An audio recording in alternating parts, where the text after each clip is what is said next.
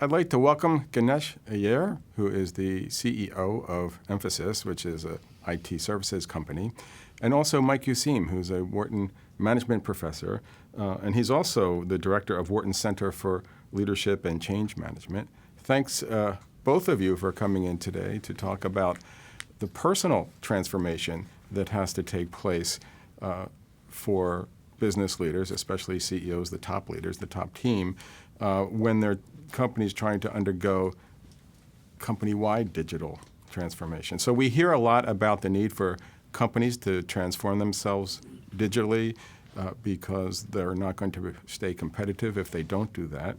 What we don't hear very much about is this idea that before a company can change, that the leader has to have a personal transformation to understand what digital means to the world and to his company in particular.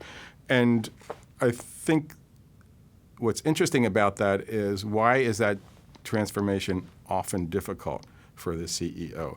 And some of the things that come up are things like ego, reluctant to look foolish in front of subordinates. These are things behind the scenes that we don't often hear about.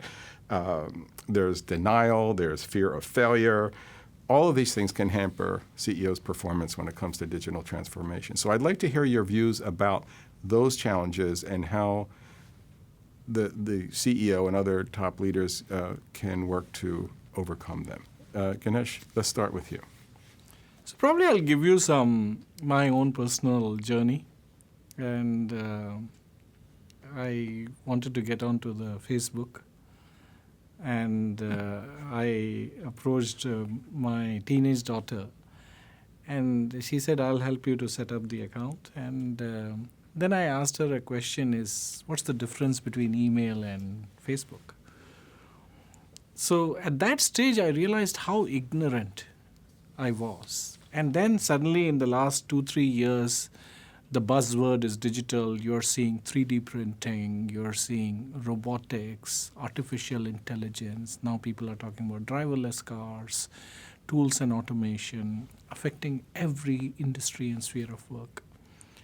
So I actually did an introspection and said, am I the right person to lead this great company called Mphasis to its success in the new digital world? Because I had to be authentic and honest if I'm not the right person to allow somebody else to lead the company rather than pretending I'm the right person. 30 years of working in the industry was a baggage because you build your muscle memory. So I would say the first thing is realization whether you need to change is the first point that I had to confront. And once I came to that realization, then I put up a mind map to figure out what would prevent me from learning. I'll come to that later, but I would say the starting point for the CEO is recognition that they have to change. It requires fundamentally change in their learning, new skills to be acquired. And after that, the journey begins. There are lots of hurdles in that journey, but I'll let you get to Mike rather than going on forever on this question. So this is a personal transformation. Yeah, well, to pick up on what Ganesh has said, I think the underlying challenge that everybody, including Ganesh, faces is that the pace of change is, simply put, accelerated. So the technologies out there, what customers want, more rapidly turning over or changing now than, say, 15 or 20 years ago. Historically, thus, companies did have the privilege, if you take the clock back 10 or 15 years, of changing CEOs as the market changed, and at least in the U.S., to some degree in India as well. Chief executives historically have usually served somewhere between 5 and 10 years, and that was sort of the pace of change. So new era, new CEO is replacing the old one. You've got a different kind of person now in that new era. The problem now, though, is that the pace of change is not, let's say, 5 or 10 years. The waves are not that long. They're more like 18 months. And thus, Ganesh and people with comparable positions are really having to reinvent themselves. Otherwise, they're going to get reinvented by the market they're facing. And the digital transformation that we're thinking about, we all know about, if anything, has an even shorter time cycle than just about anything else that we know out there. Thus, back to Ganesh's reference to Facebook and acquiring what you need to know to navigate that, I think it's incumbent on all of us, top executives and frontline managers, to get up to speed on the digital transformation that is literally turning a 5 or 10 year cycle in the way markets work into a 5 or 10 month cycle these days. You made reference, Ganesh, to mind mapping or sort of a shift in thinking when it comes to this. So what did you mean by that, and how did you accomplish that for yourself? So, I started identifying what are the inhibitors for me to change. And I identified ego, ignorance, fear of failure. These are the three factors which I felt would prevent me from changing. Because for me to go and admit that I don't know, please teach me, and going to a teenager or to a fresher within the company, sitting next to him or her, saying, please take me through, what are you doing for the customer? What are the demands of the customer? I had to shed those elements first. Give up my ego and reach deep down within the organization. Basically, let learning and innovation come from all across the organization. That was the starting point in my mind map, which led me to various activities that I undertook over the last 18 months. To say that I have become a digital expert is definitely not true. But in the last 18 months, I have fully realized the power that digital wields, the opportunity it offers to a company like Mphasis, and it is an opportunity for us to surge ahead. And I need to take the ownership of transformation of this company. And that journey started 18 months ago, as I mentioned. And picking up on that, I like the underlying notion that this is something you just have to do. Getting it done is something else, but without that commitment to master this new digital terrain, none of us are going anywhere. With that commitment, though, turning to your children, or, for example, and my guess is Ganesh has this in his own company, GE has long had a practice of what they call reverse mentoring. Normally, we think of mentoring of somebody 15, 20 years ahead of us, kind of sharing their wisdom and helping us as the new generation learn what they've already long known.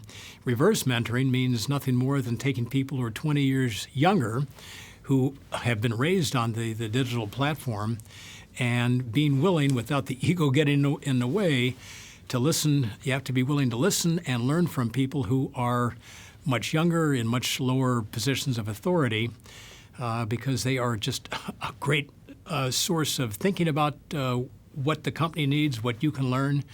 And to be able to work with reverse mentoring, I think, is maybe one of the most fruitful directions to go. I'll just add, though, from a lot of research that's out there on digital transformation and how we need to navigate our way through it, we have to become, I think, an extremely good listener. Again, we know a lot if we're in a position of great authority, but the world is changing so fast that if we're not actively listening through social media, if we're not digesting, if we're not analyzing what's out there, we're going to be at a disadvantage as well. So to get back to the main point, taking charge of your own transformation is the first step. And then the second step with that as a commitment is turning to your children, to reverse mentors, and just getting your antenna out there to hear what's going on. Mike, you wrote a seminal book, which was on leadership, called The Leader's Checklist, and it put forth 15 mission-critical principles for managing a company.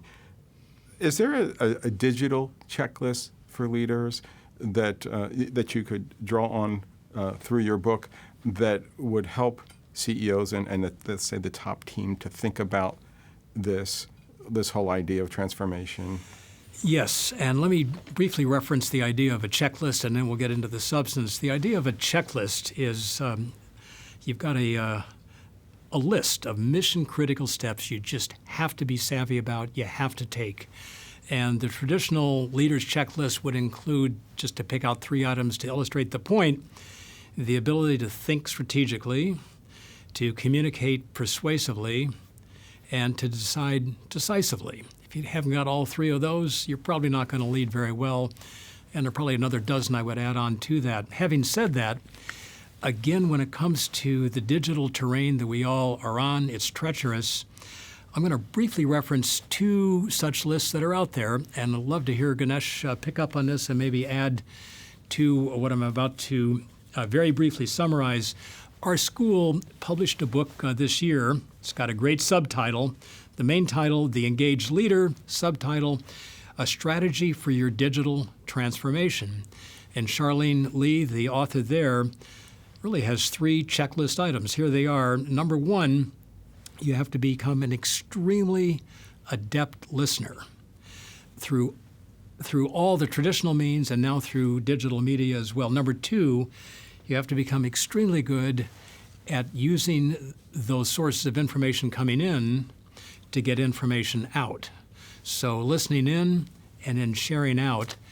And then number 3, and this really is something that I would not have anticipated 5 or 10 years ago, there is so much competition for attention that you also have to become extremely good at engaging those that are hearing where you want to take the company. So in 5 or 10 years back, maybe 20 years back, a memo comes out from the corner office, everybody reads that, and they kind of got their marching orders. Doesn't work that way anymore, to say the obvious. So listening, communicating out, and then especially on that latter point, number 3, learning how to engage people in ways that are much more challenging now. A second checklist, this comes from a nano tool. We do nano tools here. And a couple people have put together a nano tool on this very topic. And I'm going to pick out 3 items that they offer, a checklist for a top executive or anybody really in management to be concerned with. Number 1, you have to have compelling content, again, because the information world is so cluttered with competing messages. Number 2, you have to find ways of what the authors of the nano tool refer to as distributional leverage. So how do you actually get the information out to all 15,000 people who are working for you? Number 3, you have to become very good at filtering and analyzing data coming in. Again, so much megabytes of data coming hourly into our office. We need to master the art of digital filtering and analyzing. And I think number 4, this is pretty much a summary for why we're even talking about this topic. Without quite realizing how the advent of digital technology and information has affecting the world, it has become a genuinely disruptive force in the best sense of disruptive innovations for every market. And so the 4th digital leaders checklist here is, even if you are secure, let's say, in the halls, the groves of academia here, it's coming here, it's come to the New York Times, it's coming to GE, it's coming everywhere. I'll stop on that. Ganesh, you probably have a item or 2 to add to a leader's checklist on digital everything. So, promoting a culture of experimentation, because compressed cycle, innovation, newer ways of doing things. So promoting a culture of experimentation. Second thing is the guts to cannibalize your own business. Totally. And the last one, which I heard from other people and which was very well articulated, world of co-opting or co-creating. So you can do a lot more by co-opting other players to join hands with you so that you can succeed together. It could be your customer, it could be your partner. So these are the 3 attributes which probably in the analog world we didn't need to confront or inject as much. But I certainly hope that every employee within Mphasis is repurposed or is excited about the experimentation, co-opting and co-creation. And last but not least, we as leaders within the company shouldn't be afraid to cannibalize our analog business to make progress in digital. Totally. Thanks very much for joining us, gentlemen. Thank you.